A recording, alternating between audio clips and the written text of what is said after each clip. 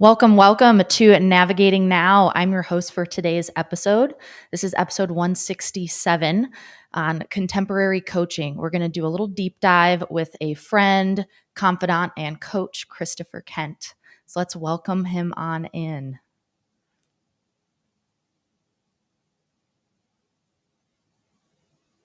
There he is. Welcome, Christopher. How are you doing? So good.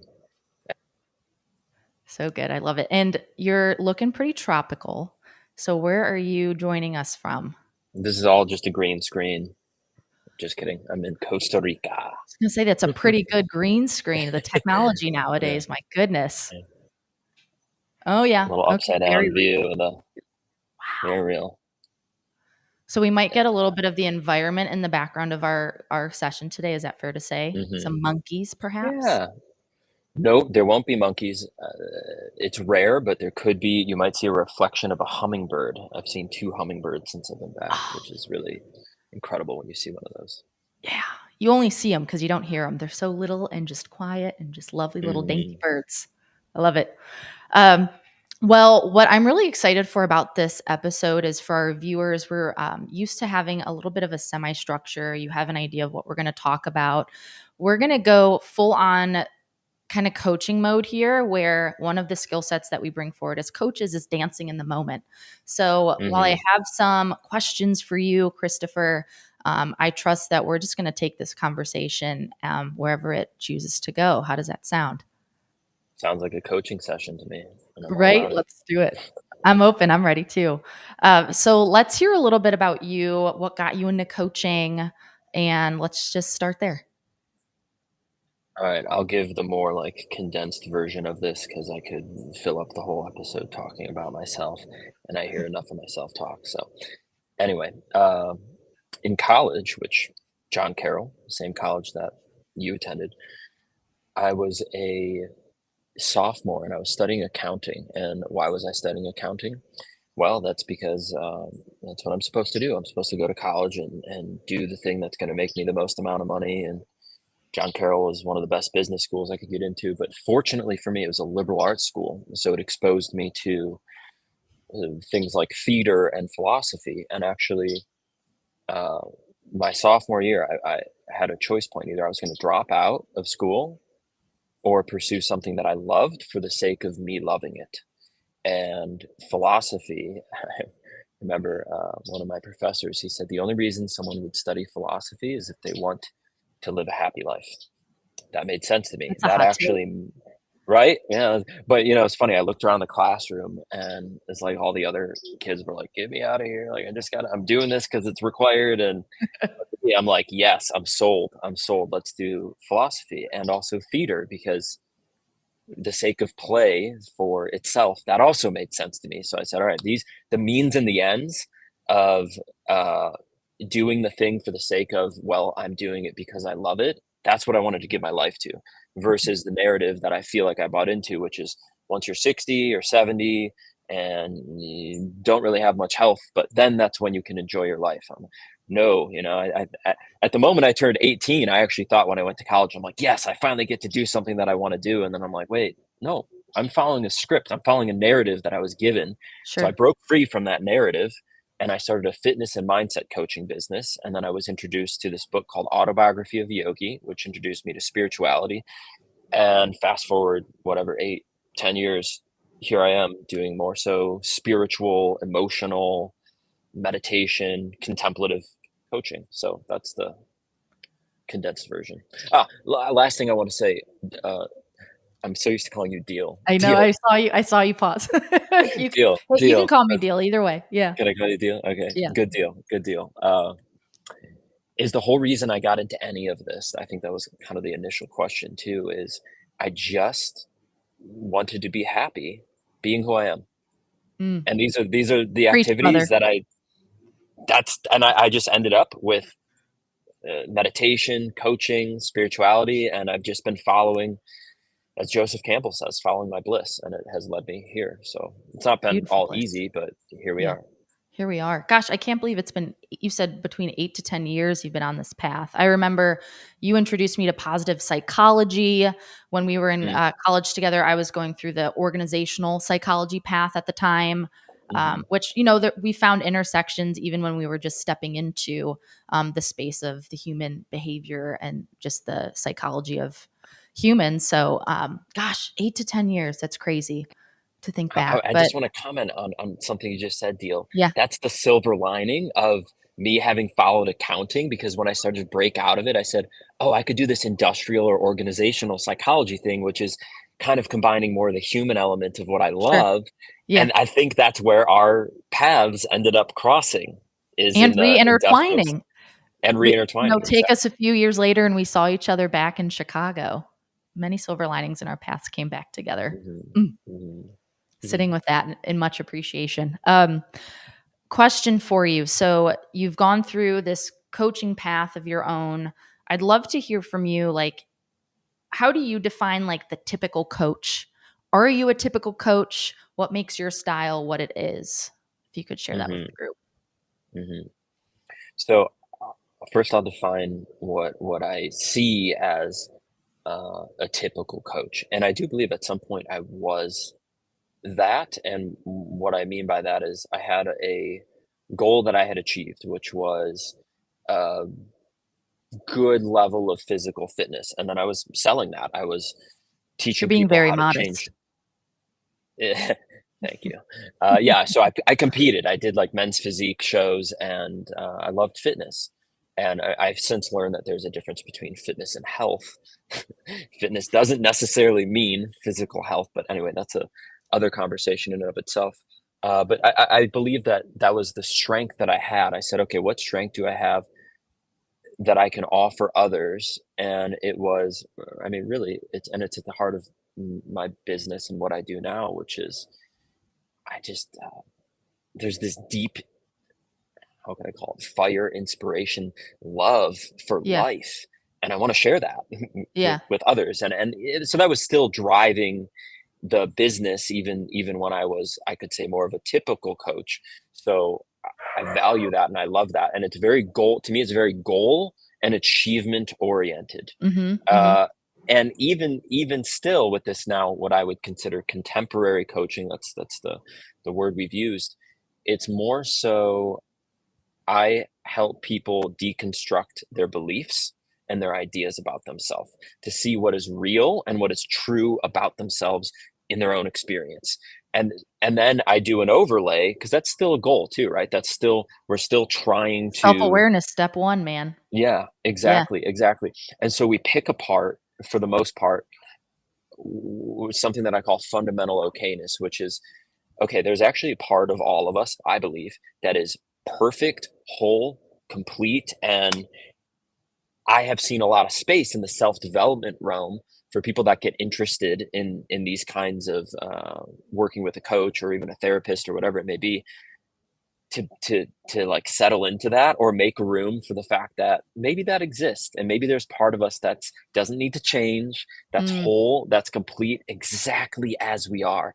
And Mhm. that's the place that it's my attempt to work with people to change their minds, transform their lives, keep their heart open, to look at Wayne Dyer, one of my mentors. He says, when we change the way we look at things, the things we look at change.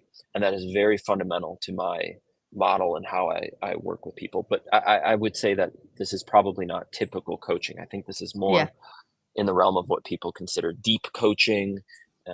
Even I call it transpersonal coaching, which is beyond the person. What's the what's real and true, that is not limited by an identity or a thought form, and going Yeah. beyond that with practices like meditation, contemplation, inquiry. So I'll stop Yeah. there. Oh, I love this because it puts me back to every time we have a conversation, you just have me sit with what you share, because I'm like, it is always so profound, even though there's some things that of course you're sharing from other people, your mentors. There's just so much richness that you bring that I know is just authentic to you. So just feeling very excited and thankful that you're sharing this. I want to highlight two things that you shared because We had different paths to our coaching journey. I went through a Hmm. very, I don't want to say rigorous, but a pretty formal program that I know was a little bit different than your approach. But at the fundamental level of this program I went through, we said, whoever walks into your door as a coach, those people, you have to look at them that they are creative, resourceful, and whole. And I think Hmm. that just hits on what you're saying is like fundamentally, we need to believe that as coaches. And on the flip side, we need to help empower and enable the people that we're talking to feel that way too. Does that resonate? Do you have any? Let's go. Hmm. I knew Hmm. it. Let's go. Yeah. Let's go. Right. So two things. Two Yeah. things.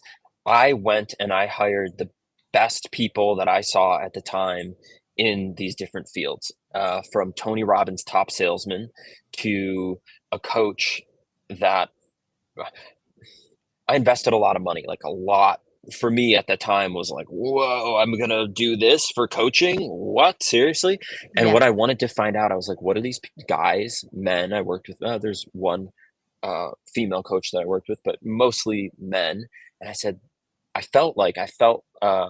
and it was a deep part of me that felt inadequate. Actually, I discovered later, but I felt like they had something that Mm. I didn't have, and so I actually went on this journey to work with all of them, only to realize my underlining hypothesis was, oh, whoa, I do have what they have. I have this. There's nothing that they have that I don't have. And I almost felt like I needed to do that to go to dig into that exploration with this craft to Yeah. discover that. But the other piece that I want to share, Deal, which resonated with me when you were talking about seeing the people as uh, Creative, able to resourceful, take and care of whole. their own shit, Yeah. Yeah. basically. Yeah, creative, Exactly. resourceful. Like you're an autonomous being and you're good to go.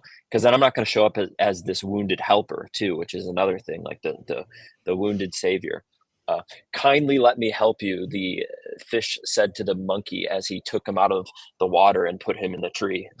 Have you heard that one? No, I haven't. So good. So good.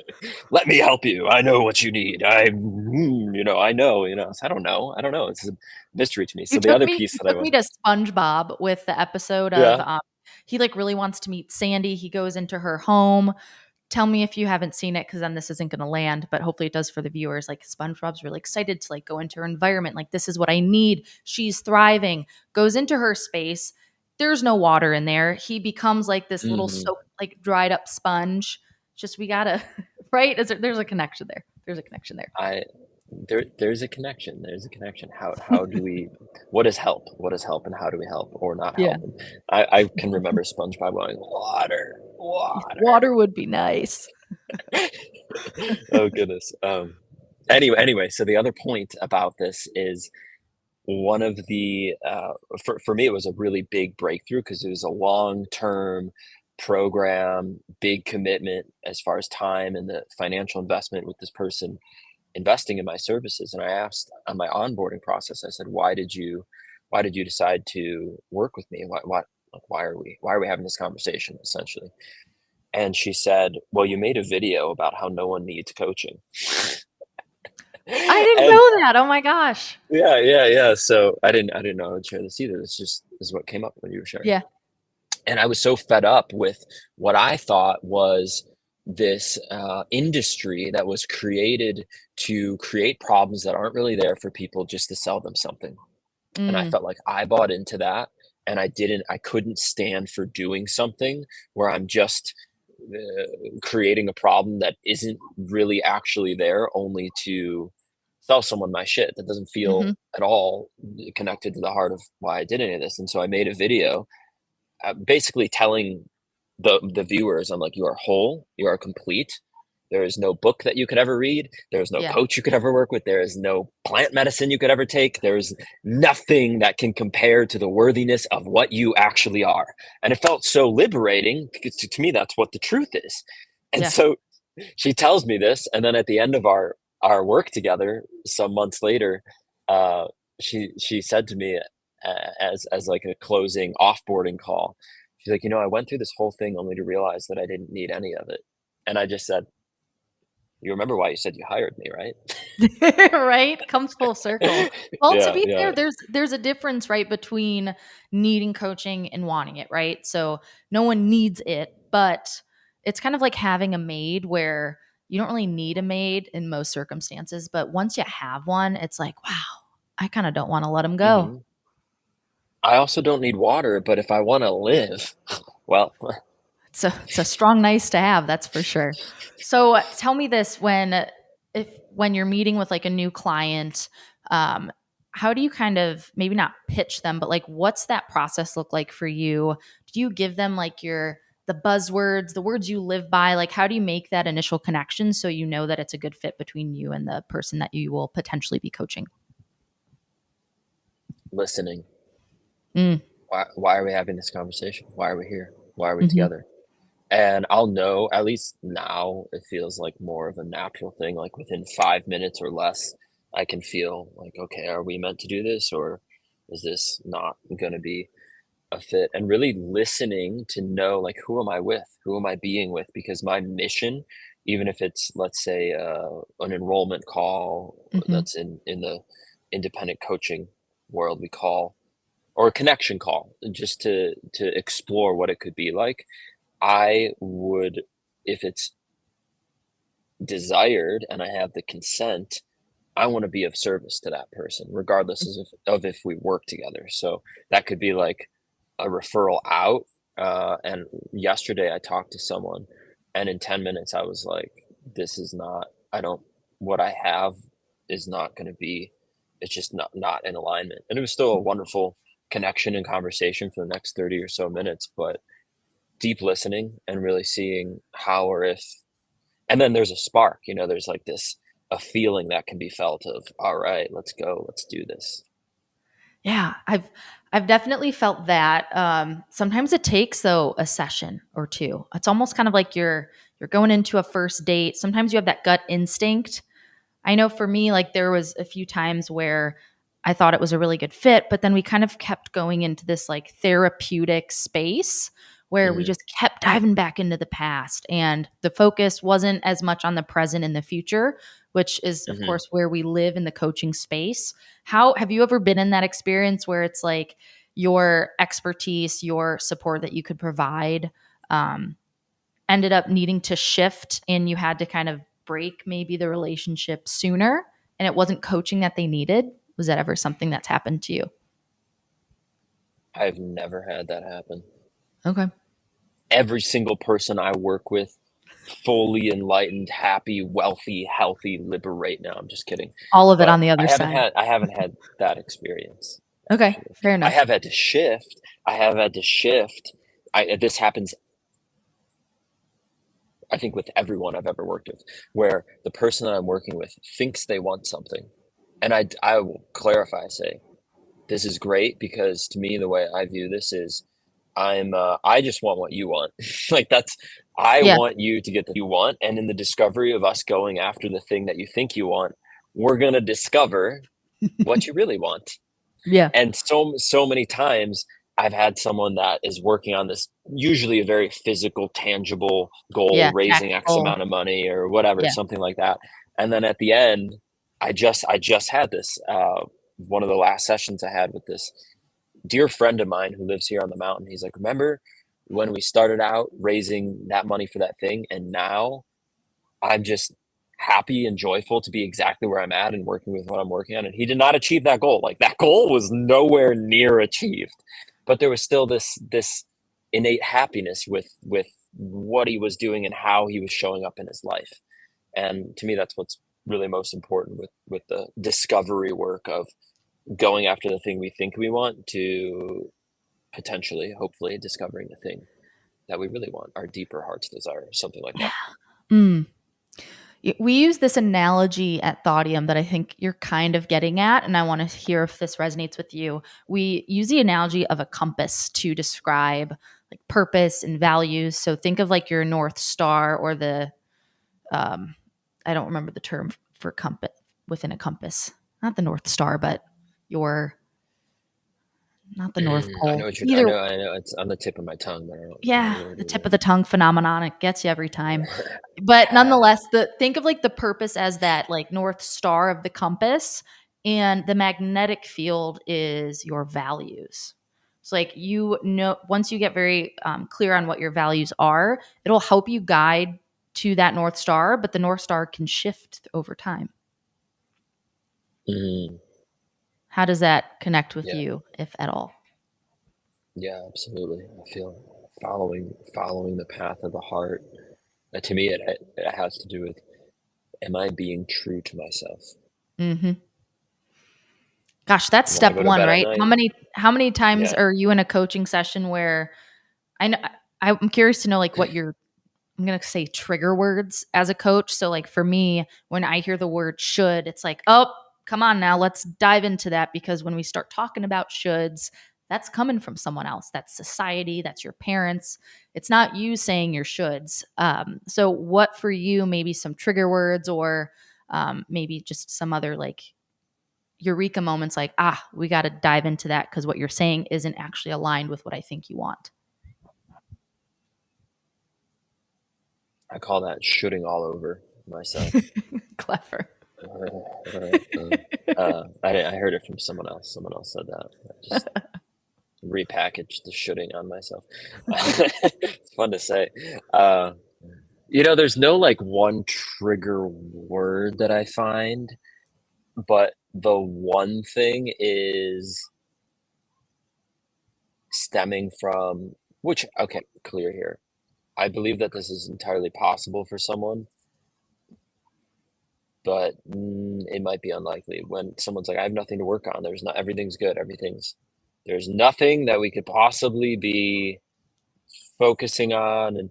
And you know what? Sometimes there's moments of that where there's time for the celebration and the gratitude of Sure. whatever has been created, or even if it's not about the creations and what we're working on together, just like the recognition of innate wholeness. I mean, yeah, absolutely. But then there's normally an integration period with that, I find too, for people. But I would just say, I think it has to do with the being honest with ourselves. And if someone isn't going to be honest with themselves, then there's not any chance. I don't think that I can be of service to that person. Mm, another hot take. I think what happens in our sessions, we talked about this recently, you and I, how fundamentally what people are seeking is it's this term psychological safety in a coaching session. It's I want to feel heard, recognized, understood by someone else, that I think Hmm. fosters more understanding of oneself, especially for us people who are extroverts, who have our best ideas and do our best thinking out loud. I think just providing them that space oftentimes provides them a little bit more clarity than they had before they walked in. So you're not giving yourself enough credit from my perspective, because I think you're doing more just by opening that space and allowing them to Hmm. Hmm. talk and just dive in that introspection outwardly. Hmm. My hot take. In what regard? I missed what you mean by I might not be giving myself enough credit. That if you said something along the lines of you can't help someone if they don't know their truth or they don't express their honesty. I think part of Ah, what okay. we're able to offer as coaches is that space to like get very clear of what is Hmm. honest to oneself, and just being able to outwardly express that. Hmm. Yeah, yeah, totally agree. Anyway, wow, gosh, look at the time flying. We two things. One, viewers, you're going to get to meet Christopher Kent another time, because I know we're just dipping our toes into this conversation, the two of us, and we need to have more of it. But before we go, Christopher, what you may not know is we like to do a lightning round towards the end of our session. Some people get a little nervous because they don't know what's coming. I know you're going to love this. For those listening, he has no idea what I'm going to ask him. Can you share that's the truth from your side of the house? This is I'm gonna honor the truth. This is This the is the truth. real I don't know. deal right here, right The now. real deal, a good deal, real deal. Yes. Okay. I got a few questions for you. We're going to start pretty vulnerable. I want to know the last time you cried watching a movie and what movie it was.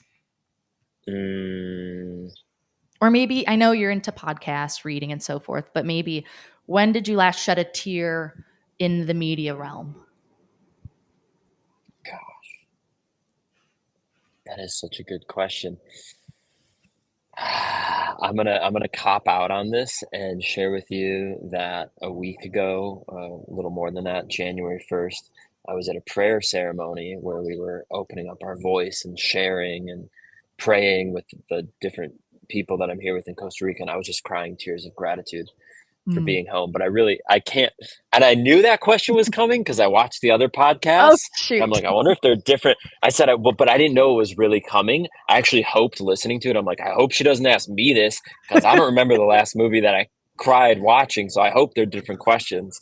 Well, Yeah. I hoped inaccurately, but I don't have an answer for you. The movie of my life is when I last cried. There you go. I've cried Hey, 5 times tears of joy the past week. So, I love it. That counts. That counts. Oh, so okay. good. Okay. Okay, another question for you. So you've been in Costa Rica for, has it been 3 years? Has it been more? We just completed 3, going into our 4th right now. Wow. Congratulations on that. We miss you here in Chicago. And like, what's maybe the craziest wild animal? And I haven't been to Costa Rica. So if this question is too far fetched, then forgive me. So maybe just the wildest animal you've seen in Costa Rica or just on your travels throughout the world. Wildest slash coolest animal. Okay, I have 2 answers for this. Great. On Zladka and I, that's my fiance, our engagement here in Costa Rica a few years ago. The night we got engaged, there was and you could look this up, whoever's watching, a Brazilian jumping spider in our cabin, and this thing was not a tarantula. I mean, it doesn't look like a tarantula. It just looks like a giant, freaky brown spider. I videotaped it because I had to get evidence. I said, "Please leave." I asked the spider to leave, and it just No. but it's a jumping spider. This thing can jump. It's like crazy, ridiculous. Ooh, I don't like spiders that much. But the other really cool thing, I was just in Bulgaria on this beautiful mountain called the Rila Lakes Mountain. We go almost every year. We visit this mountain, and a beautiful red-tailed or a red fox with a white-tipped tail just wandered up to Zlatka and I, and it was such a like right. I got 2 feet away from this fox. It was very beautiful. Oh my gosh. I only get to see those in the zoo, and my goodness, are they majestic? They're just so cute. Hmm. So cute. I love that. Okay. I'll send you the picture in the video. Yeah, you can send me the video of the spider just to say I've seen it. I guess that's fair. Okay, My last last part. question for you. So, if you've seen other episodes, you know this question's coming.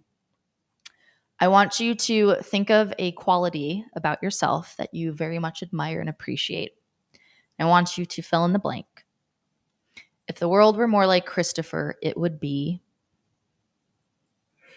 More loving, Mm, that hits home, brother. I love more that. loving. Mm, love it. Well, let's bring more of the love, more of our conversations to navigating now. I'm really excited to hear what everyone thinks about our conversation because it's just the start. There's so much to cover. Coaching is just a large facet that we are just continuing to build and grow within ourselves and just within our communities. So it's a blessing to be doing it with you. I enjoyed the time, and there were so many times during our conversation where there were other places that I wanted to get into and open up, and I was being aware of the time. So yeah, I know it. Me too. We'll save them for thank you next for having time. me. Yeah, Yes. Thank you absolutely. for being here. Thank you, everyone, for joining. This was episode 167 of Navigating Now. You got to meet a very close friend of mine, confidant and coach, Christopher Kent. And we will see you next time on Navigating Now next Thursday at 3 p.m. Central. You can find us at thoughtium.com/live. Thanks, everyone.